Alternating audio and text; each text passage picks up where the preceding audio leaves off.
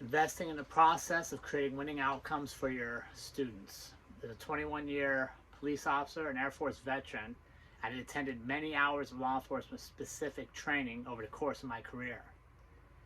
Yet many of these courses, my success was not the primary focus. Instead, a course was deemed successful if I attended and the information was provided.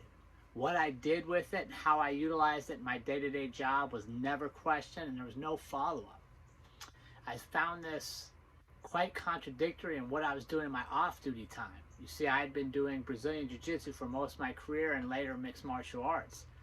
And as a student in each, I could tell my coaches cared. Not only did they care about me as a student, but they cared about me and the technique. Was I getting the information transferred to me, and could I actually use it? Was I getting submitted in training time after time, failing to be able to use the defense they taught me? And I didn't see that in law enforcement. It struck me odd that with such high stakes for law enforcement professionals out there on our decisions and our skills and our tasks, that there was no follow-up to make sure we could actually do the skills. See, I was blessed to be training with Ryan Schultz,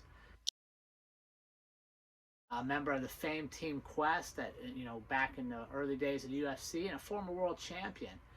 And he was a great coach, not because he told me what I wanted to hear or allowed me to do what I wanted to do or prepare as much as I wanted to and never push it further, but he was a great coach because he told me what I needed to hear. He told me when to go harder, when not to quit, to push me to that point where I thought about quitting, but I wouldn't give up. Because in the fights, he didn't know where I was going to get to in one of those places or one of those positions, but having the drive and practice to fight through it, to know I could, would transfer into the night of performance.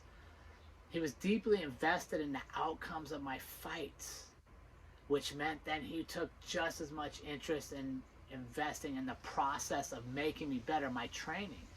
And the more I was around him and those that were training with me, my teammates, the other coaches, the more I desired to bring that mentality to law enforcement.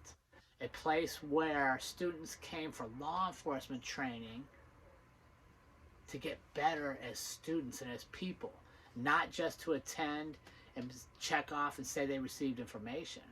And this became a core foundational principle for the training program and the company that I wanted to create.